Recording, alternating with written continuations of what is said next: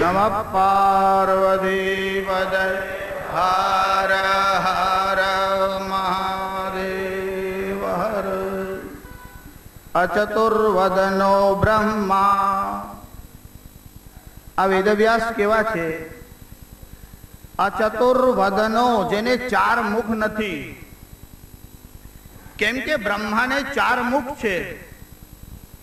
ભગવાન વેદવ્યાસને મુખ તો એક જ છે. અચતુર્વદનો બ્રહ્મા, એક મુખ હોવા છતાં જે સાક્ષાત બ્રહ્મા છે.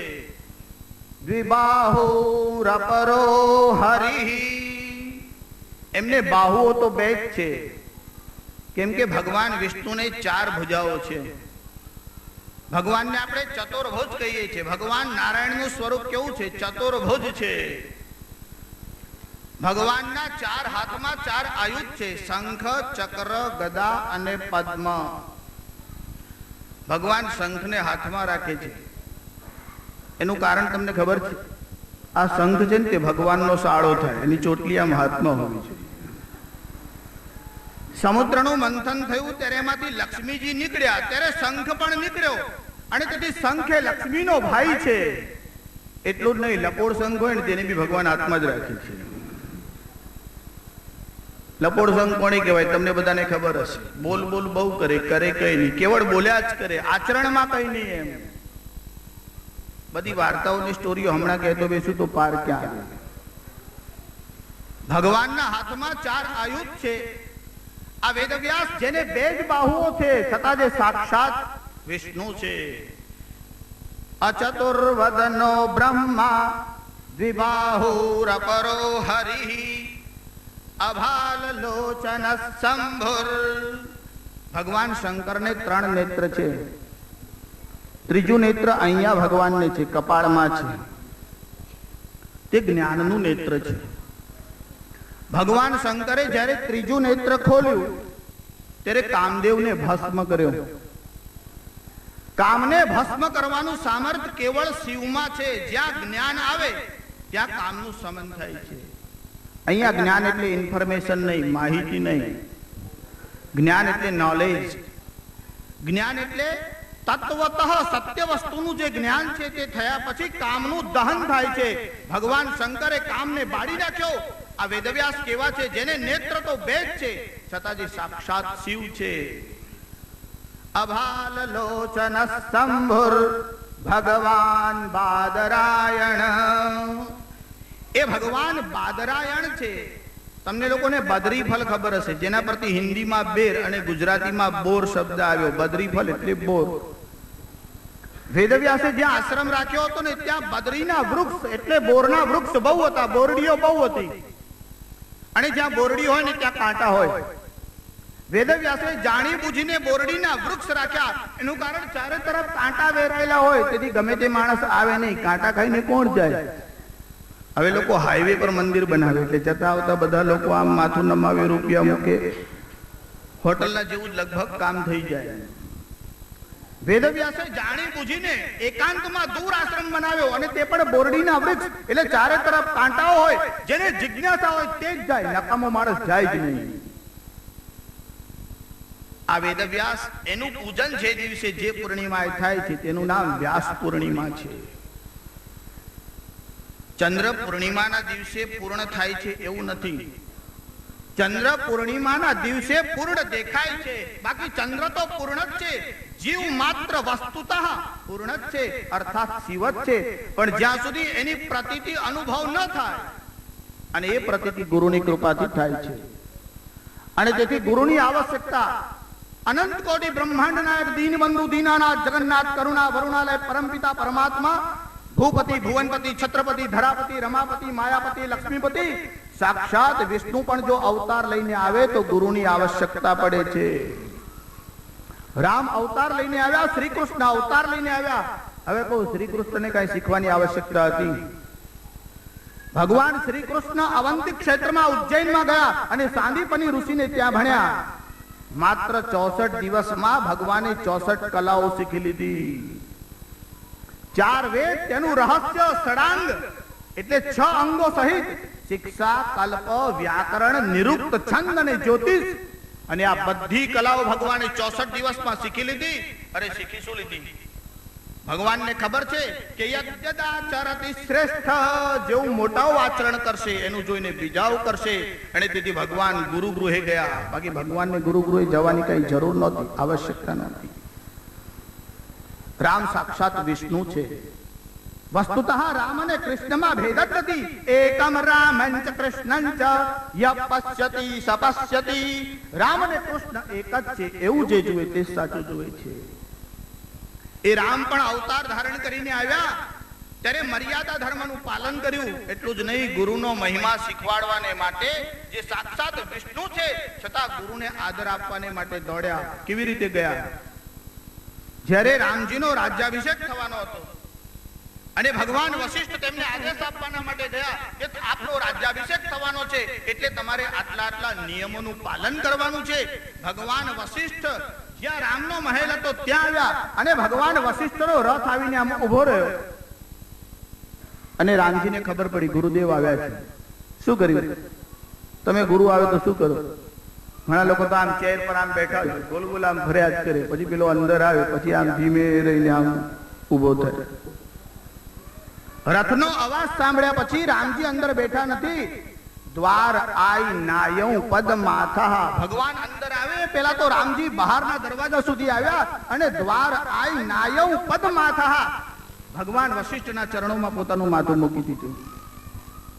આ તો માનસમાં તુલસીદાસજીએ લખ્યું. ભગવાન વાલ્મીકી તો એના કરતા પણ એક સ્ટેપ આગળ જઈને લખે છે કે જ્યારે વશિષ્ઠનો રથ આવીને ઉભો રહ્યો અને રામજીને એ રથનો અવાજ સાંભળ્યો. અવાજથી ખબર પડે હા રથ કોણો છે. ગામમાં 1000 સ્કૂટર હોય પણ ઘરવાળાનું આવે એટલે આ બહેનોને ખબર જ પડી જાય કે આ એમનું જ કકડ્યું છે. રાત દિવસ આમ અવાજ સાંભળે એટલે કાન ટેવાઈ ગયા હોય. રથનો અવાજ સાંભળ્યા પછી રામજીને ખબર પડી અને એટલા જલ્દીથી રામજી આમ બહાર આવ્યા.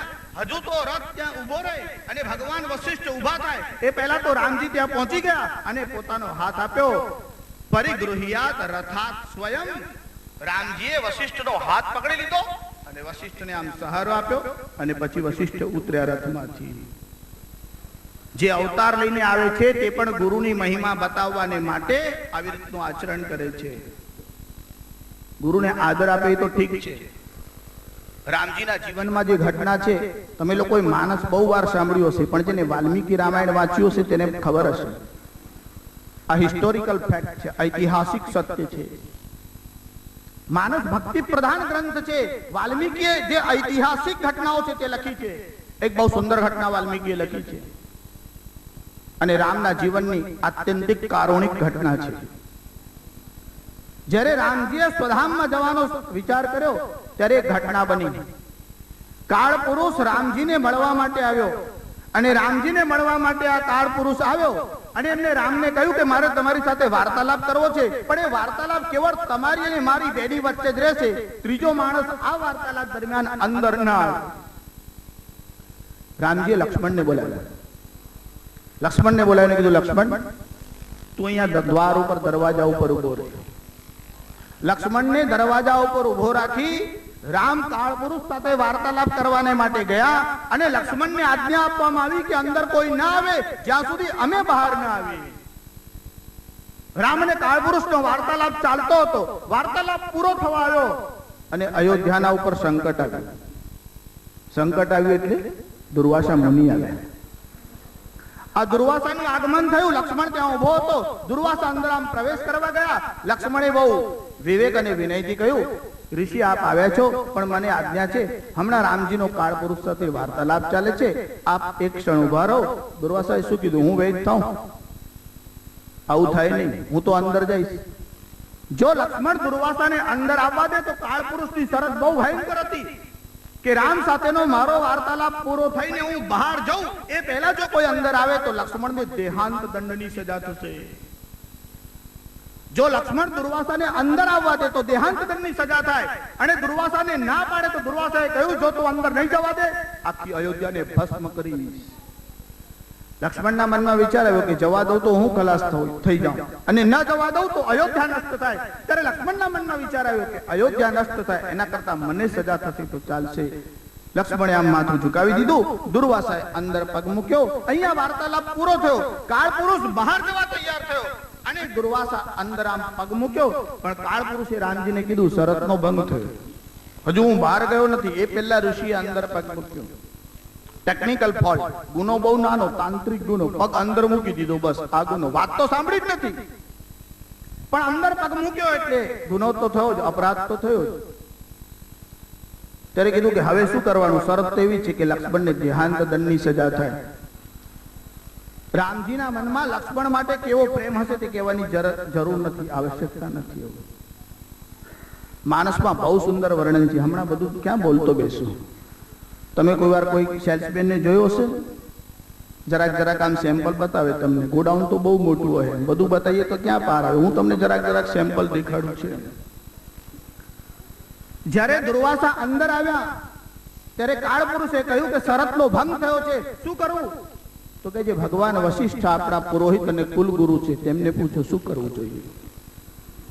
અને ત્યારે વશિષ્ઠે કહ્યું મને કહેતા બહુ દુઃખ થાય છે કે અયોધ્યાના ઉપર જેના એટલા બધા ઉપકાર છે, અરે રામજીએ લંકા ઉપર વિજય મેળવ્યો તેમાં પણ લક્ષ્મણ સહાયભૂત થયો છે. અને એ લક્ષ્મણને દેહાંત દંડની જો સજા ફરમાવવાની હોય કે આજ્ઞા કરવાની હોય તો તે કામ કેટલું કઠોર છે. ભગવાન વશિષ્ઠે કહ્યું જેના અનંત ઉપકાર અયોધ્યાના ઉપર છે એવા લક્ષ્મણના વિષયમાં સજા કરવાનું કામ બહુ કઠિન છે. પણ વેદ એવું કહે છે કે સત્યનું પાલન કરવું જ જોઈએ. અને મને ખાતરી છે રામજી સત્યનું પાલન કરશે. એનો અર્થ એવો થયો કે લક્ષ્મણને દેહાંત દંડની સજા આપો. અને આજ્ઞા ગુરુણામ વિચારણીયા. રામજીની સ્થિતિ એવી થઈ, એમનું હૃદય ચિરાઈ ગયું. લક્ષ્મણને દેહાંત દંડની સજા કેવી રીતે અપાય? પણ ગુરુની આજ્ઞા થઈ અને શાસ્ત્રની આજ્ઞા થઈ. રામજીએ લક્ષ્મણના સામે જોયું અને લક્ષ્મણને કહ્યું લક્ષ્મણ તને દેહાંત દંડની સજા કરી શકાય નહીં, પણ કાળ પુરુષ સાથેની જે શરત હતી તે અનુસાર અને ગુરુની આજ્ઞા અનુસાર અને વેદ કહે છે કે સત્યનું પાલન કરવું જોઈએ, એટલે હું તને દેહાંત દંડની સજા કરીશ. પણ સજાનો પણ એક પ્રકાર હોય છે. મહાપુરુષો કોઈનો ત્યાગ કરે ને તો એ વધ જેવું છે. એટલે રામજી માત્ર એટલું બોલ્યા હે લક્ષ્મણ હું તારો ત્યાગ કરું છું. અને લક્ષ્મણને બહુ પ્રસન્નતા થઈ. લક્ષ્મણ આવું બોલ્યો કે આ શરીર એક દિવસે તો છોડવાનું જ છે અને આ નેક કામ પણ જો રામજીના હાથથી થાય, આ આજ્ઞા પણ રામજી જ આપે તો એના કરતા વધારે સારું શું? લક્ષ્મણના હૃદયમાં બહુ હર્ષ થયો. લક્ષ્મણે રામજીને પ્રણામ કર્યા, રામજીની પરિક્રમા કરી અને લક્ષ્મણે સરયુમાં પ્રવેશ કર્યો. લક્ષ્મણ સરયુમાં પ્રવેશ કરે તો રામજી પ્રસન્નતાથી રહી જ કેમ શકે? રામજી પણ ગયા અને રામજીએ સરયુમાં પ્રવેશ કર્યો. સરયુમાં પ્રવેશ કર્યો પણ સત્યને ગુરુ આજ્ઞાને છોડી નહીં. આજ્ઞા ગુરુના વિચારણીયા. આ ગુરુનો મહિમા બતાવ્યો છે શાસ્ત્રકારોએ. ભગવાન શ્રી કૃષ્ણ સાંદીપનીના આશ્રમમાં રહ્યા. ભગવાન થોડાક સમયમાં બધી વિદ્યાઓ ભણી લીધી. હવે જયારે ગુરુ ગૃહેથી વિદાય લેવાની હતી અને સાંદીપનીને પ્રણામ કરવાના માટે આવ્યા ત્યારે શ્રી કૃષ્ણે કીધું હું આપને ગુરુ દક્ષિણામાં શું આપું?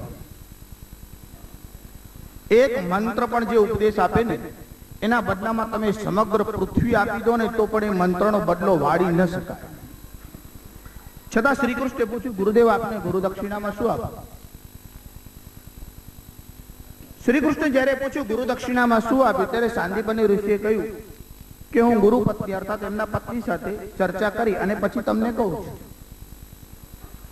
પ્રસંગ એવો બન્યો હતો કે જ્યારે ભગવાન શ્રી કૃષ્ણ ગુરુને પ્રણામ કરવા ગયા, પછી ગુરુ પત્નીને પ્રણામ કરવા ગયા ત્યારે શ્રી કૃષ્ણને જોયા પછી ગુરુ પત્નીનું હૃદય ભરાઈ આવ્યું, તેની આંખમાં આંસુ આવ્યા. એનું કારણ એવું હતું કે સાંદીપનીનો એક પુત્ર જે શ્રી કૃષ્ણની અવસ્થા વાળો હતો તેને પાંચજન્ય નામનો એક અસુર લઈ ગયો હતો અને પોતાના પુત્રનું નાની અવસ્થામાં મરણ થયું અને શ્રી કૃષ્ણને જોતા પોતાના પુત્રની આમ સ્મૃતિ થઈ આવી. એટલે ગુરુ પત્નીએ કહ્યું મારી એવી ઈચ્છા છે કે મારો પુત્ર પાછો લાવી. ભગવાન શ્રી કૃષ્ણ સમુદ્રના કિનારા ઉપર ગયા. પાંચજન્ય રાક્ષસને આવાહન કર્યું. આ પાંચજન્ય રાક્ષસ માન્યો નહીં. ભગવાન શ્રી કૃષ્ણ સમુદ્રમાં કૂદ્યા, તે રાક્ષસનો વધ કર્યો અને એ જ રાક્ષસના અસ્થિ હાડકામાંથી ભગવાને જે શંખ બનાવ્યો તેનું નામ પાંચજન્ય છે. આજે પણ તમે ભગવાન શ્રી કૃષ્ણના હાથમાં યુદ્ધ ભૂમિમાં જે શંખ જુઓ છે તે પાંચજન્ય છે. જ્યારે યુદ્ધનો આરંભ થયો અને ભગવાને શંખ ફૂંક્યો ત્યારે આ શ્રી કૃષ્ણે કયો શંખ વગાડ્યો? પાંચજન્યમ ઋષિકેશો દેવદત્તમ ધનંજય પૌંડ્રમ દદ્મો મહાશંખ ભીમકર્મા વૃકોદર અનંત વિજયમ રાજા કુંતીપુત્રો યુધિષ્ઠિર નકુલસઃ દેવશ્ચ સુઘોષમણિ પુષ્પકૌ. આ બધા શંખના જુદા જુદા નામ છે કે કોણે કયો કયો શંખ વગાડ્યો, પણ ભગવાન શ્રી કૃષ્ણના હાથમાં જે શંખ છે તેનું નામ પાંચજન્ય છે. ભગવાને પાંચજન્ય નામના અસુરને માર્યો અને ગુરુપુત્રની માગણી કરી. આ પાંચજન્ય આવી રીતનું બોલ્યો કે મેં તો એનો વધ કર્યો છે, એ તો યમની નગરીમાં છે. અને ભગવાન શ્રી કૃષ્ણ યમરાજની નગરી સંયમની નગરીમાં ગયા, જ્યાં બીજા કોઈનો પ્રવેશ શક્ય નથી. આજકાલ તો બધા બહુ ભગવાનો થયા છે, ભગવાનોના રાફડા ફાટ્યા છે. ભગવાન શ્રી કૃષ્ણ યમની નગરીમાં જઈ અને પાછા આવ્યા. શ્રી કૃષ્ણનો મહિમા બોલતો બેસું તો કયો કયો પ્રસંગ તમને કહું. હું તો તમને ગુરુનું મહાત્મ્ય બતાવવા માટે બેઠો છું. શ્રી કૃષ્ણનું નામ એટલા માટે કહું છું, કૃષ્ણમ વંદે જગદગુરુમ. આ જગદગુરુ હોય તો ભગવાન શ્રી કૃષ્ણ છે. એ ભગવાન શ્રી કૃષ્ણ યમરાજની નગરીમાં ગયા અને ત્યાંથી ગુરુપુત્રને લાવ્યા અને દક્ષિણામાં સાંદીપનીને તેમનો પુત્ર પાછો આપ્યો. ભગવાને આ પરંપરા જાળવી તે ગુરુનો મહિમા બતાવવાને માટે છે. દૃષ્ટાંતો નૈવ દૃષ્ટસ્ ત્રિભુવન જઠરે સદગુરુર જ્ઞાનદાતુ. આ જ્ઞાન આપનાર સદગુરુને આપવા જેવું દ્રષ્ટાંત ત્રણે ભુવનની જઠરમાં નથી. ભગવાન આદ્ય શંકરાચાર્ય બહુ સરસ ઉપમા લખી છે. કહે છે કે કદાચ કોઈ એવી ઉપમા આપે કે સ્પર્શશ્ચે તત્ર કલ્પ્ય સનયતિ યદહો સ્વર્ણતામસ્મસારમ. કે સદગુરુ પારસમણી જેવા છે. જેમ પારસમણી લોઢાને સ્પર્શ કરીને સોનું બનાવે છે, એમ ગુરુના સ્પર્શથી શિષ્યમાં શક્તિનો સંચાર થાય અને તેનું જીવન બદલાઈ જાય છે. તો શંકરાચાર્ય ના પાડે. પારસમણી લોઢાને સોનું બનાવે છે પણ પારસત્વ આપી દેતો નથી. જ્યારે સદગુરુ કેવા છે, સ્વીયમ સામ્યમ વિધત્તે ભવતિ નિરૂપમસ્તે નવા લૌકિકોપી. જે શિષ્યને સાક્ષાત શિવ સ્વરૂપ બનાવે છે. યથા નદિયા, જેમ નદીઓ સમુદ્રમાં ગયા પછી ગચ્છંતી નામ રૂપે વિહાય, પોતાના નામ અને રૂપને છોડી દે છે, એમ પરમાત્માને અર્થાત શિવને જાણ્યા પછી જીવ શિવ સ્વરૂપ થાય છે. એવું છે એની કૃપાથી થાય છે. તે સાક્ષાત શિવ છે, તે ગુરુ છે. અર્થાત ગુરુ અને શિવ એ બંનેમાં શાસ્ત્રકારોએ ભેદ માન્યો નથી. અને તેથી તો આપણે આવું બોલીએ છીએ, ગુરુર બ્રહ્મા ગુરુર વિષ્ણુ ગુરુર્દેવો મહેશ્વર. ગુરુ એ સાક્ષાત બ્રહ્મા છે, વિષ્ણુ છે અને મહેશ છે. જો શાસ્ત્રકારોએ તો અહીંયા સુધી કહ્યું કે શિવે રુષ્ટે ગુરુત્રાતઃ.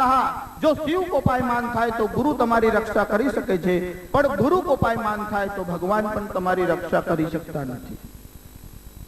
તુલસીદાસે એક બહુ સુંદર વૃત્તાંત, બહુ ઘટના સુંદર લખી છે. રામચરિત માનસમાં પ્રસંગ છે.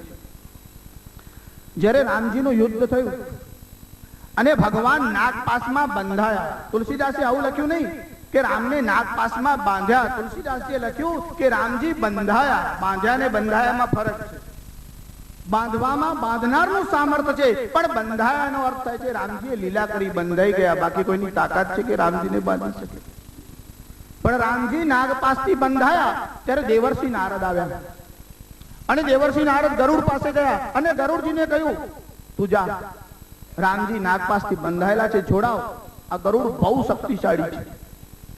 આ ગરુડ યુદ્ધ ભૂમિમાં આવ્યો અને યુદ્ધ ભૂમિમાં આવ્યા પછી આ ગરુડે શું કર્યું? ગરુડને આવ્યા પછી નાગ રહી શકતા નથી અને ભગવાનને નાગપાશમાંથી મુક્ત કર્યા. અને નાગપાશમાંથી મુક્ત કર્યા પછી ભગવાનની મૂર્છા ટળી ત્યારે ગરુડના મનમાં જરાક નશો આવ્યો, અહંકાર આવ્યો. ગરુડના મનમાં વિચાર આવ્યો, આ બધા કહે છે રામજી સાક્ષાત પરમાત્મા છે, વિષ્ણુ છે, બહુ શક્તિશાળી છે, પરબ્રહ્મ છે, નાગથી બંધાઈ ગયા, મારી મદદની જરૂર પડી, મેં રામજીને છોડાવ્યા. આવો વિચાર ગરુડના મનમાં આવ્યો. નશો બધાના મનમાં આવે છે. કોર્પોરેટરને આવે તો ચીફ મિનિસ્ટરને ના આવે. પ્રાઇમ મિનિસ્ટરને ના આવે, ભલ ભલાને નશો આવે છે. સત્તાનો નશો એવો છે, તુલસીદાસે તો લખ્યું, અસકો જન્મા જગમાહી. આવો જગતમાં કોણ જન્મ્યો છે કે પ્રભુતા પાઈ જાય મદ નાહી, કે પ્રભુતા મળે અને ઐશ્વર્ય મળે ને નશો ના આવે, આવો જગતમાં કોઈ જન્મ્યો નથી. ગરુડજીના મનમાં બહુ અહંકાર આવ્યો, અને જ્યારે ગરુડજીના મનમાં અહંકાર આવ્યો અને આવો વિચાર આવ્યો કે રામનું સામર્થ્ય ઓછું પડ્યું, સંદેહ ચાલવા લાગ્યો. સંદેહ બહુ ભયાનક વસ્તુ છે. સંદેહ અને ભય માણસની શાંતિ હણી નાખે. એટલે દેવર્ષિ નારદ પાસે ગયા. નારદજીને કહ્યું, મારા મનમાં શંકા થાય છે, આ રામ સાક્ષાત પરમાત્મા હશે? દેવર્ષિ નારદ કહે છે, તારી વાત ખરી છે, હા મને પણ કોઈ વાર એવું લાગે છે, હશે. આ નારદનું પાત્ર બહુ સુંદર છે, નારદનું સામર્થ્ય બહુ છે. આ દેવર્ષિ નારદે ભક્તિ સૂત્ર લખ્યું છે. જેને નારદ ભક્તિ સૂત્ર વાંચ્યું હોય તેને કલ્પના આવે કે આ દેવર્ષિ નારદ કહેવાય. આપણે તો આવું વિચારીએ, પૌરાણિક વાર્તાઓ સાંભળી એટલે આપણને લાગે કે આ લડાવવાનું કામ નારદનું છે. નારદ એ બ્રહ્માના માનસ પુત્ર છે. એનું નામ જ છે નારદ. જેનું ધારેલું કોઈ રદ ન કરી શકે, એ ધારે તે જ કરે, એવું સામર્થ્ય જેનું છે તે નારદ છે. નારદે પેલાને કીધું, તું એક કામ કર, રામનો મહિમા તો મને બહુ ખબર ના પડી, બ્રહ્મા પાસે જા, કારણ બ્રહ્માનું સામર્થ્ય બહુ મોટું છે. આ બ્રહ્મા જે છે ને એના માનસ પુત્રોમાં દેવર્ષિ નારદ છે. બ્રહ્માના 10 માનસ પુત્ર થયા, મરીચી, અત્રિ, અંગિરસ, પુલસ્ત્ય, પુલહ, ક્રતુ, ભૃગુ, નારદ, પ્રચેતા અને વશિષ્ઠ. આ 10 બ્રહ્માના માનસ પુત્ર છે. નારદજીના મનમાં વિચાર આવ્યો કે આના મનમાં રામજીના માટે સંદેહ થયો, એમાં જ્ઞાનનું સર્જન કરવાનું છે અને ક્રિએશન કરવાનું કામ બ્રહ્માનું છે, કેમ કે બ્રહ્મા ક્રિએટર છે, સર્જક છે. કદાચ બ્રહ્માની પાસે જાય અને એના હૃદયમાં જ્ઞાન ઉત્પન્ન થાય. અને તેથી દેવર્ષિ નારદે કીધું, વિરંચી પાસે, બ્રહ્માના પાસે જા. ગરુડજી ગયા બ્રહ્મલોકમાં, બ્રહ્મા પાસે પહોંચી ગયા. બ્રહ્માએ વિચાર્યું, આને જ્ઞાન તો આપો, પણ આના મનમાં નશો થયો છે, આને જરા સંદેહ થયો છે, અને સંહાર કરવાનું કામ ભગવાન શિવનું છે, એટલે શિવની પાસે મોકલું ને ત્યાંના સંદેહનો નાશ થઈ જાય, નશો હશે તો પણ ઉતરી જશે. એટલે વિરંચીએ કીધું, રામનો મહિમા, બ્રહ્માએ કીધું, રામનો મહિમા હું બરાબર જાણતો નથી, એક કામ કર, ભગવાન શંકરની પાસે જા. એના 2 કારણો હતા. એક તો નશો ઉતારવાનો હતો, સંશયનો નાશ, ઉચ્છેદ કરવાનો હતો, એટલે શંકરના પાસે મોકલ્યા. અને બીજું એક કારણ હતું, બ્રહ્માના મનમાં વિચાર આવ્યો કે આને જરા 2-4 જગ્યાએ ફરવા દો. તમને કોઈ વસ્તુની જરૂર હોય ને તમે માર્કેટમાં રખડો, બહુ જરૂર હોય તો તમે 2-4 ધક્કા ખાઓ, ને તો જવા દો ને, હવે શું કામ છે. એટલે એની જિજ્ઞાસા કેટલી છે તે ખબર પડશે. અને કીધું, શંકરના પાસે જા. અને આ જવા માટે તૈયાર થયો. ગરુડ શંકરની પાસે આમ મળવા માટે જવા લાગ્યા. પણ થયું શું, ત્યારે ભગવાન શંકર કુબેરને મળવા માટે જતા હતા. આ કુબેર કોણ છે? કોષાધ્યક્ષ છે. આ કુબેરને મળવા ભગવાન શંકર જતા હતા. એટલે ભગવાન માર્ગમાં હતા, પોતાના સ્થાનમાં નહોતા. અને રહે ઉમા, ઉમા એટલે પાર્વતી કૈલાસમાં હતા, અને ભગવાન શંકર માર્ગમાં હતા. અને આ ગરુડ રસ્તામાં મળ્યો. અને ગરુડજીએ ભગવાન શંકરને પૂછ્યું, રામનો મહિમા લોકો બહુ કહે છે, મારે રામના વિષયમાં કઈ જાણવું છે, તમે મને કહો કે રામનું સામર્થ્ય કેવું છે. ભગવાન શંકરના મનમાં વિચાર આવ્યો, રસ્તે જતા કોઈ વસ્તુનો ભાવ પૂછે તો ચાલે, સત્સંગ એને એક જ રસ્તામાં કહી દઉં, એક ક્ષણમાં કહી દઉં, રામનો મહિમા રસ્તે ચાલતા ચાલતા કહેવાય. ભગવાન શંકરના મનમાં વિચાર આવ્યો, એક તો રસ્તે ચાલતા ચાલતા કઈ બહુ વધારે સત્સંગ કરાય નહીં, અને બીજી વાત, ભગવાન શંકરની ભાષા તો બહુ ઊંચી છે, કેમ કે ભગવાન શંકર તો વ્યાકરણ પ્રદાન કરવા વાળા છે. આપણને જે વ્યાકરણ શાસ્ત્ર મળ્યું એ ભગવાન શિવની કૃપાથી પ્રાપ્ત થયું છે. તમે જે આ સિદ્ધાંત કૌમુદીમાં જે સૂત્ર ભણો તો શિવ સૂત્ર, એ ભગવાન શિવની કૃપાથી પ્રાપ્ત થયા છે. હવે હમણાં હું આદિગુરુ ભગવાન શંકરનો મહિમા બોલવા ક્યાં બેસું? હું તો જરાક તમને જેમ ગાડીમાં બેઠા હોય ત્યારે બારીમાંથી બધા સ્ટેશનો જોઈ લેવાના, એવું હમણાં જલ્દી થોડું જોઈ લેવાનું. ભગવાન શંકરના પાસે મોકલ્યો. અને ભગવાન શંકર પાસે આ ગરુડ જયારે પહોંચ્યા ત્યારે ભગવાન શંકરે કીધું, એક કામ કર, તારે રામનો મહિમા જાણવો છે તો ઉત્તર દિશાના અંદર એક નીલ પર્વત છે, અને ત્યાં કાગભૂસુંડી રહે છે, એની પાસે જા. આ કાગભૂસુંડીનું સ્વરૂપ કેવું છે? કાગડાનું રૂપ છે. ગરુડ કોણ છે? પક્ષીઓનો રાજા છે. એક રાજા એટલે જે પક્ષીઓનો રાજા છે એ સાધારણમાં સાધારણ, કેમ કે પક્ષીઓમાં સૌથી નિમ્ન કક્ષાનું એટલે ચાંડાળ પક્ષી જો કોઈને કહેવાય તો કાગડાને કહેવાય. અને ગરુડમાં તો નસો બહુ છે. જો એના મનમાં જિજ્ઞાસા હશે તો કાગડા પાસે જશે, નહીં તો જાય નહીં. અને તેથી ભગવાન શંકરે કીધું, તારે જો જ્ઞાનની ઈચ્છા હોય ને તો ઉત્તર દિશામાં નીલ પર્વત છે, કાગ ભૂસુંડી છે, તેની પાસે જા. ગરુડના મનમાં થયું કે ભગવાન શંકર જેનો મહિમા ગાય છે એ કઈ સાધારણ નહીં હોય, એટલે ભગવાને મોકલ્યો. એટલે આ ગરુડ કાગ ભૂસુંડી પાસે આવ્યા. એમનું સ્વરૂપ કાગડાનું હતું. એક ચટ્ટાન ઉપર વૃક્ષના નીચે હતા અને હંસ વગેરે બીજા પક્ષીઓ ત્યાં આગળ હતા. આ બીજા બધા પક્ષીઓને બેઠેલા જોઈને ગરુડ પણ ત્યાં બેસી ગયો. જો કાગ ભૂસુંડી છે ને, એમનું શરીર ભલે કાગડાનું છે, પણ કાગ ભૂસુંડી કોઈ સાધારણ નથી, એ બહુ મોટા ઋષિ છે. આ કાગ ભૂસુંડી કાગડાના સ્વરૂપમાં કેમ રહ્યા તેની કથાનો આગળ ઉલ્લેખ છે. પણ ગરુડને એટલા માટે મોકલ્યો કે વિદ્યા ભણવાની હોય તો ગુરુ કરતા નીચા આસને બેસાય. એટલે ભલે કાગડાનું સ્વરૂપ હોય તો પણ ગરુડજી નીચે બેઠા, આ કાગ ભૂસુંડી ઉપર બેઠા. કાગ ભૂસુંડીએ સત્કાર કર્યો. ઓ ગરુડદેવ, તમે આવ્યા છો, મને બહુ પ્રસન્નતા થઈ. આપ તો પક્ષીઓના રાજા છો. ગરુડજીએ કીધું, ભગવાન શંકરે તમારા ગુણાનુવાદ બહુ ગાયા, એટલે અહીંયા આવ્યો છું રામજીની કથા સાંભળવાના માટે. કાગ ભૂસુંડીના મનમાં થયું કે છે પક્ષીઓનો રાજા, પણ સાંભળવાની ઈચ્છાથી આવ્યો છે રામ, અને નીચે બેઠો છે, માટે એનામાં આટલી યોગ્યતા તો છે જ. વળી ભગવાન શંકરે મોકલાવ્યો છે.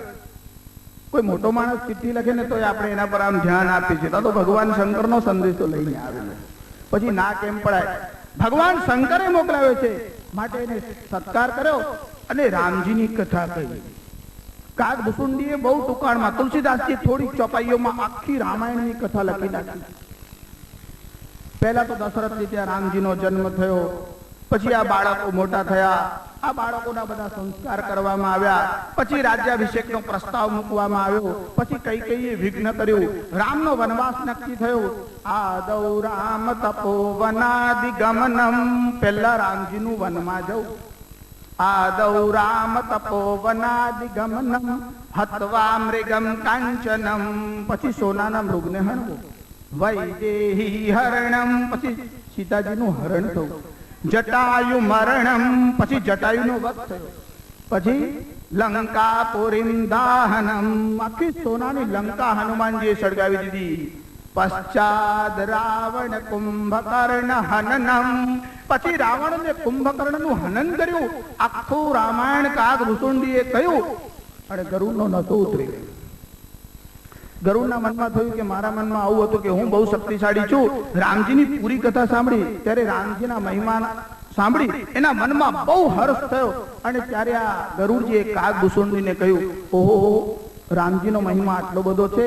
અરે મારા મનમાં બહુ મોહ થયો, તેથી મારા મનમાં આવો સંદેહ થયો. ત્યારે કાગ ભૂસુંડીએ બહુ સરળતાથી કહ્યું, તમને કાંઈ મોહ થાય? એ તો રામજીએ મને મોટાઈ આપવાના માટે તને મોકલ્યો છે કે જો રાજા પણ તારા ચરણોમાં આવીને બેઠો છે. આ તો રામના નામનો મહિમા છે કે પક્ષીઓનો રાજા પણ અહીંયા આવીને બેઠો છે. રામજીને મહિમા આપવાનો વિચાર થયો, માટે તને મોકલ્યો છે. ત્યારે આ કાગ ભૂસુંડી અને ગરુડનો સંવાદ થયો. ત્યારે આ કાગ ભૂસુંડી ગરુડને કહે છે કે પૂર્વ જન્મમાં મારું સામર્થ્ય કેવું હતું અને આ કાગડાનું સ્વરૂપ મને કેવી રીતે પ્રાપ્ત થયું. અને એકવાર ગુરુનું અપમાન કરવાનું મેં જે ભૂલ કરી, અપરાધ કર્યો, એનું કેવું ભયાનક પરિણામ થયું એ કથા એમને પોતાના સ્વમુખથી કહી. કાગ ભૂસુંડીએ તેનું વર્ણન કરતા કહ્યું, મારો એવો સ્વભાવ છે કે રામજીનું ચરિત્ર સાંભળતા હું કોઈ દિવસ અઘાતો નથી, અર્થાત તૃપ્ત થતો નથી. જ્યારે જ્યારે રામજી મનુષ્યનું રૂપ લઈ અને અવધપુરી અયોધ્યામાં આવે અને બાળ લીલાઓ કરે, ત્યારે હું શું કરું છું, 5 વર્ષ સુધી અયોધ્યામાં રહું છું. રામજી હાથમાં કોઈ ખાવાની વસ્તુ લે અને પછી રામજી આમ આંગણામાં ફરતા હોય અને રામજી ખાતા હોય ત્યારે જે જુઠ્ઠન ત્યાં આગળ પડે એની પાછળ પાછળ જઈને હું ખાઉં છું. હું એકવાર રામજીની જુઠ્ઠન ખાતો, રામજીએ મને ઉડાડવા માટે આમ હાથ કર્યો એટલે મને બહુ આનંદ આવ્યો. હું જરાક આગો ગયો, પાછો ત્યાં જ બેસી ગયો. રામજીએ ફરી હાથ લાંબો કર્યો, હું ફરી જરાક આગો ગયો. પછી મેં આમ પાછળ જોયું તો એક આશ્ચર્ય જોયું કે રામજી હાથ તો લાંબો કરતા હતા પણ પોતાનું સ્થાન છોડતા નહોતા, ખાલી હાથ જ લાંબો થતો. ત્યારે મારા મનમાં વિચાર આવ્યો કે હાથ કેટલો લાંબો થશે, એટલે હું ઉડીને જરાક દૂર ગયો તો પણ હાથ તો ત્યાં જ હતો. પછી તો હું અંતરિક્ષમાં જવા લાગ્યો તો પણ રામજીનો હાથ ત્યાં હતો. પછી તો હું એટલા બધા લોક પસાર કરવા લાગ્યા તો પણ રામજીનો હાથ તો પાછળ ને પાછળ જ હતો. રામજીનું આવું સામર્થ્ય જોઈ મારા મનમાં બહુ ભય થયો. રામજીએ પોતાની માયા એવી કરી તેને કારણે મને બહુ અદ્ભુત જ્ઞાનની પ્રાપ્તિ થઈ. રામજી આમ મારા તરફ જોઈ અને હસવા લાગ્યા. જેવું રામજીએ હાસ્ય કર્યું એવું હું રામજીના મુખમાં પેસી ગઈ અને રામજીના મુખમાં ગયા પછી રામજીના ઉદરમાં પેટમાં ગયો અને ત્યાં ફર્યો. અનંત કોટી બ્રહ્માંડના જે નાયક છે એના ઉદરમાં જ બધા બ્રહ્માંડ છે અને ત્યાં ગાડી 100 કલ્પ સુધી એ ફર્યો અંદર.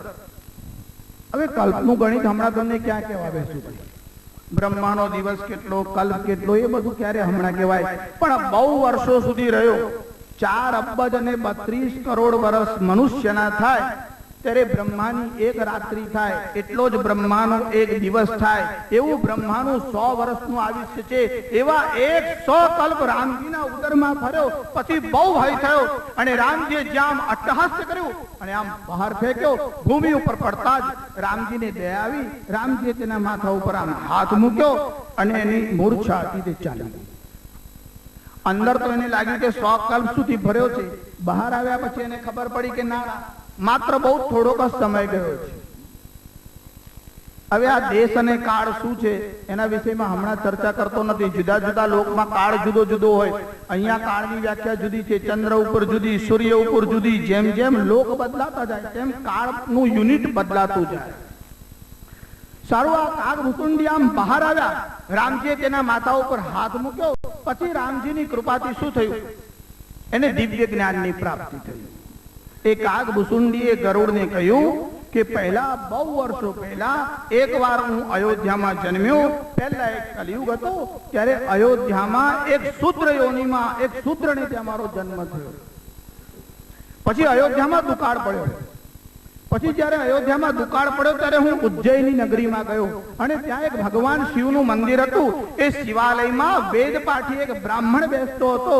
એ બ્રાહ્મણને ગુરુ માની અને હું ત્યાં જવા લાગ્યો. જો કે હું સ્વાર્થને કારણે તેને ગુરુ માનતો, પણ એ બ્રાહ્મણે મને મંત્રની દીક્ષા આપી. એ બ્રાહ્મણે વારંવાર મને ઉપદેશ આપ્યો, પણ મારા મનમાં અહંકાર બહુ હતો. મને એની દરેક વાત રૂચતી નહીં.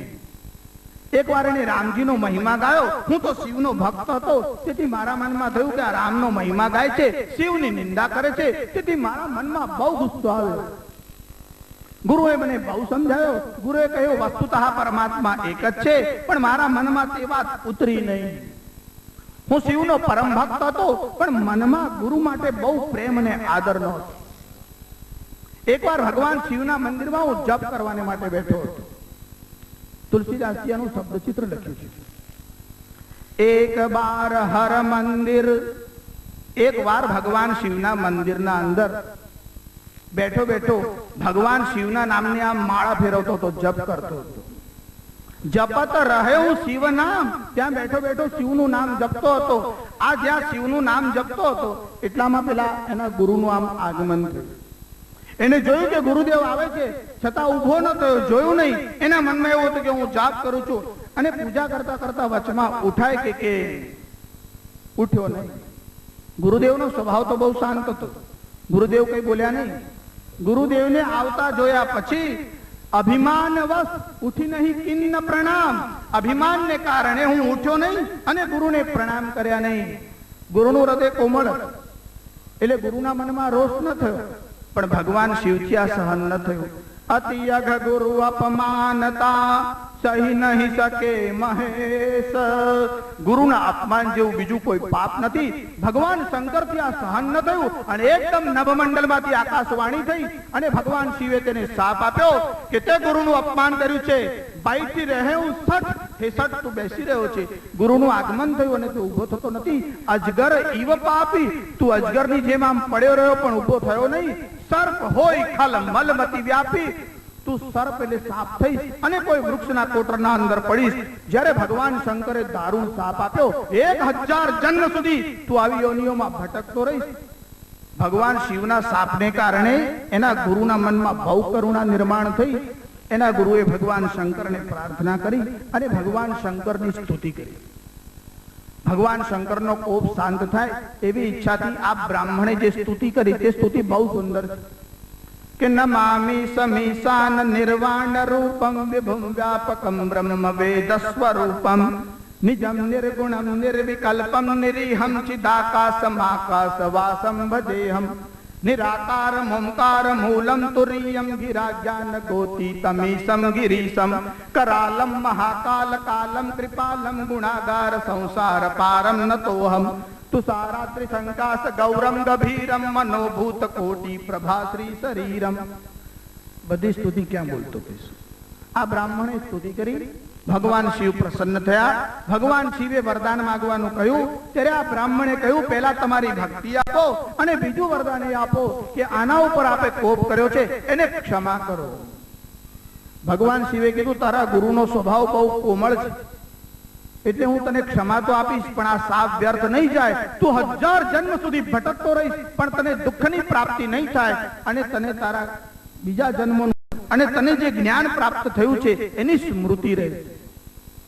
પછી તો મારા બધા બહુ જન્મ થયા, પછી હું બ્રાહ્મણ થયો, પછી હું વેદ વિદ્યા શીખ્યો, પછી હું સુમેરુ પર્વત ઉપર લોમેશ નામના ઋષિ રહેતા ગયો, એમને મને કથા સાંભળવાની મારી ઈચ્છા હતી, કથા સાંભળવાની મને તત્વજ્ઞાનનો ઉપદેશ આપ્યો પણ એમને અદ્વૈતનું તત્વજ્ઞાન કહ્યું, આ કારણે નિર્ગુણ બ્રહ્મની સ્તુતિ કરી। મારી રુચિ તો રામજીમાં હતી એટલે મેં કહ્યું મારે તો રામના ગુણાનુવાદ સાંભળવા છે। વારંવાર મને સમજાયો લોમેશ મુનિએ, હું માન્યો નહીં, હું જીદ કરતો રહ્યો, પ્રશ્નોત્તર કરતો રહ્યો। લોમેશ ઋષિ ચીડા અને મને કહ્યું કે તું વારંવાર ઉત્તર પ્રત્યુત્તર કરે છે, જા આયસ નામનો પક્ષી ચાંડાલ પક્ષી થઈશ। એટલે હું કાગડો થયો।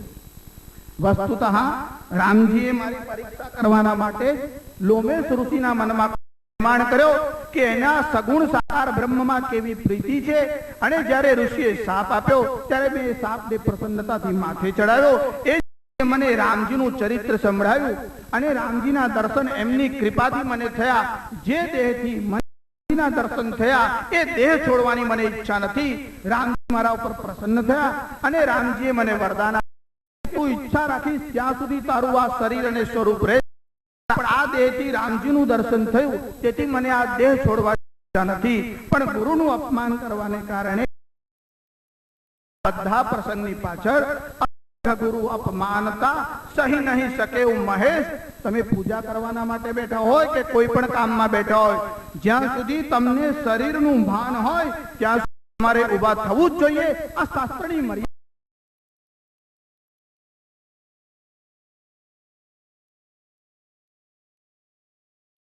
સુધી દેહનું ભાન હોય। તમે સત્યનારાયણની હવન કરવાના માટે બેઠા છો અને ગુરુનું આગમન થાય, તમે ભગવાનને કરવાના માટે પંચામૃત હાથમાં લીધું અને આગમન થાય તો પંચામૃત છોડી દેવાય, પહેલા ગુરુનો સત્કાર કરાય, આપે કે હા પૂજા કરી લે તો પૂજા કરવામાં વાંધો।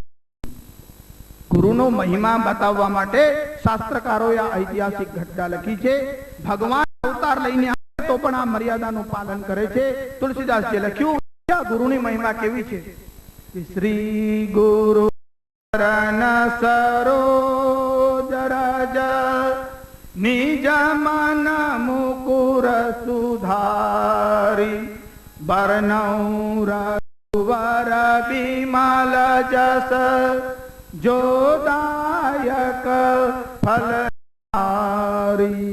શ્રી ગુરુ ચરણ સરોજ રજ, શ્રી ગુરુ એટલે શ્રી ગુરુદેવના, ચરણ એટલે ચરણ અને સરોજ એટલે કમળ, ગુરુદેવના ચરણ કમળની રજ વડે નિજ મન મુકુર સુધારી, પોતાના મનરૂપી દર્પણને સાફ કરી।